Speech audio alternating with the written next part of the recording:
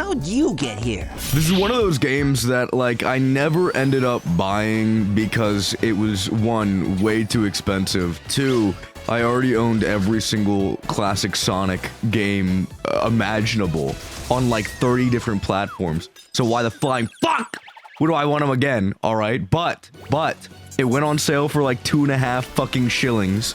And I was like, okay, whatever. By the way, I'm mad sick right now. I don't know if you can tell. I'm fucking ill. The only reason I'm recording right now is because I need a comfort game, bro. I need a comfort game. And all of these classic Sonic experiences are right there. Fucking, dude, they're so good. They're up on my balls licking, dude. That's how much I love these things, bro. I love this game. I love Sonic 1. I love Sonic 2. Sonic CD has its, you know, quirks and qualms that I have with it. But, you know, still, I can get through it and not want to blow my fucking head off. And then Sonic 3 is peak, you know, even with bad music. So, like, who fucking cares, man? So, whatever, dude. I needed a fucking I'm ill game to play. And this is the one, dude. Sonic 1, honestly, is weirdly one of those games that I think it has a decent amount of issues, right? I'm not gonna sit here and pretend like it's the best piece of fiction ever created. But also, at the same time, I really don't think it is as bad as some people will make it out to be, right? Where, like, they'll say it's the worst piece of shit ever made, or, like, 50% of it's ass, the other 50% is just passable or whatever. I don't think that's entirely true. I think it definitely has issues, and it is one of the slower games, and I think it kind of doesn't know what Sonic is yet. But for some reason, and I can't place it necessarily, it works for me. And I can sit down and play it and have a great fucking time, and I just don't know why. Like, I don't know why I like it, bro. It's just a good time. What do you want from me? I can run through it, and it's great. You know, I gotta tell you a fucking story, bro. The first time I ever played Sonic 1, and Sonic 2, and Sonic 3, and 3 and Knuckles, technically. It's a separate experience in the collection I first played it for, right?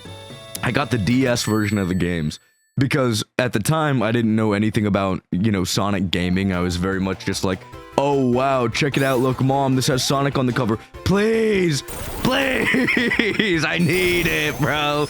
Oh my god, look, Sonic's right there. Are you gonna sit there and tell me, no, it's the recession, we can't buy Sonic? What are you, fucking stupid? The economy is fake, bro. None of that's real. Shut the fuck up and get me this Sonic game, dog. But, like, I saw it, and I was like, this has Sonic on it. I want this. My mom was like, not right now, maybe another time, sweetie. And I was like, okay, fine, whatever. And then we leave, and we come back, and I think this was, like, fucking Costco or something. I don't remember. But, like, I came back, and I looked at it, and the first game I saw, right, I saw Sonic Rush Adventure. And I was like, oh, that's the game I want. And then I had to leave, right? I come back, I see the Sonic Rush, like Uikawa, whatever the fuck his name is, art on the front cover of Sonic Classic Collection, and I'm like, oh, that's the fucking game I wanted. So I was like this close, this close to buying Sonic Rush Adventure, and instead I was like, oh, that's the same game, right? That, you know, and I got the Sonic Classic whatever collection, and honestly, best mistake I've ever made in my life, man. Because that was such a lovely way to experience those games early in life. Such a lovely way to make me a Sonic meat rider, bro. Holy. I mean, I would have loved Sonic Rush Adventure. I probably would have still been on that Blue Hedgehog's dick. But, like, this was good, bro. This was the good shit. And I just, you know, as many issues as that port had, especially in Sonic 3... oh my god, at the very least, bro, at the very least, I got to play those games on the go. They fucking ruined me, man. I was terrible at this shit. Sonic 1 is flat out the first classic Sonic game that I ever beat, because the rest of them were too fucking hard for me. Sonic 2 is still kind of really difficult for me to play and beat, just because at the very end of the game, it starts to get this, like, super huge difficulty spike. And I feel like it's got that old school difficulty. That is bullshit, bro. It's a little bullshit towards the end there. But, like, I don't know, dude. I could never beat that shit. I would always get these game overs, and I would bawl my eyes out, and I'd go to my mom, and I'd be like, Mommy, Sonic hurt me, he hurt me. and I could never do that. But like Sonic 1 and Sonic 3, and then Sonic and Knuckles, again, technically separate games in that experience. I don't know why the fuck they did it like that. I guess to lie and say they had more games in the experience than they actually did. But like, you know, I got to experience a lot of it that way. It was very magical. And people shit talk that now, that little collection, the classic collection on DS. And you know, they can keep saying whatever they want, bro. They can keep saying, well, it's factually worse for XY. But you know what? I don't fucking care, bro. That shit introduced me to this franchise in a way that just like, well, okay, I should say Sonic Colors introduced me to the franchise. It introduced me to the classic Sonic games in a way that I wouldn't have been introduced to otherwise. My nose is leaking. Oh my god. Oh my god, this is not the part of my body that's supposed to be leaking right now talking about Sonic, bro. Let's fucking relax on me a little bit. By the way, speaking of the version we're playing, Sonic Origins, everyone fucking hates this, because there's apparently quite a few issues and quite a few glitches that were introduced in this that were not introduced in the original games. And I'm gonna say something that's gonna sound very much like Sonic Origins meat righty, but I want to clarify. I think there's a lot surrounding this game that's just fucking terrible. For example, the fact that they removed the original games off of the Steam store and pretty much every other store known to man, that very much shows a lack of confidence and shows that they think, oh fuck, if people can buy the originals, they will buy the originals. And that's not a good thing.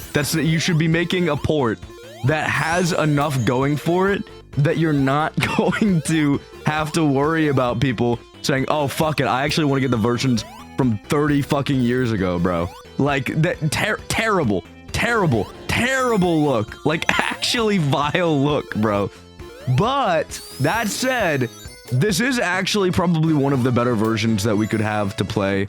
I know everyone's gonna be saying, but this is, and then that, and then Sonic 3 soundtrack and it's like, okay, I get it. However, kids are now gonna have access to widescreen versions of this game with a bunch of like other Game Gear titles and shit, and like, there's a lot of Sonic content here, and I think later down the line, that like when a bunch of kids start experiencing Sonic for the first time and hopping into the series with this, they are generally going to look back at this positively, right? There's still a lot of issues, right? Sonic 3 having the swath of problems that it has is very unfortunate and does just make it kind of a worse experience than the base, outside of the fact that, hey, it does in fact have widescreen. Oh boy. The only reason I give a flying fuck about this port of the game, bro, I just wanted Sonic 3 officially in widescreen. Because I know there's Angel Island, alright, that's great and everything, that's awesome, I play that too, but like, it's the first time we've gotten it officially in widescreen, bro. Let me have this. Let me fucking have this one. Stop telling me what I can and can't buy, you fucking freaks. Guys, I'm doing great. I'm actually feeling lovely, I think. Something like that.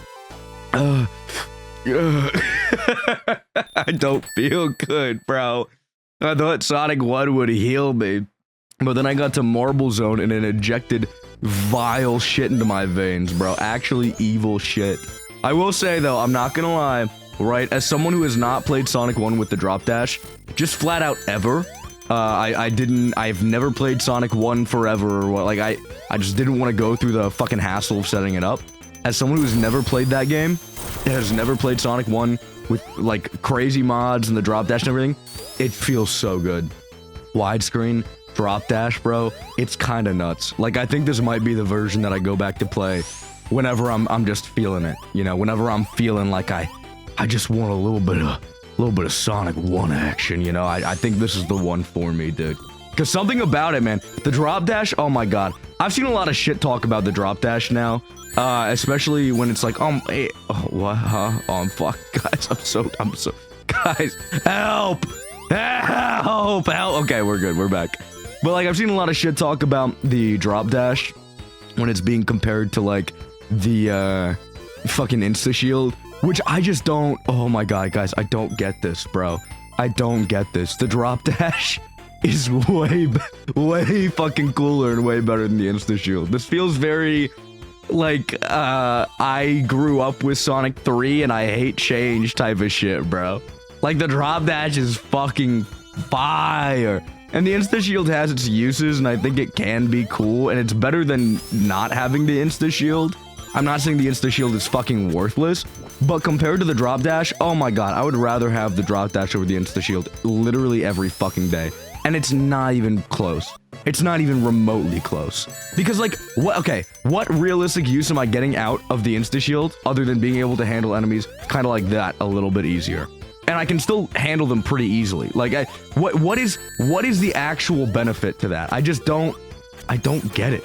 I just love the drop dash too much. And I get that, like, okay, I've seen this from a lot of different old heads in the fucking franchise, okay? I've seen it from a fuckload of different old heads.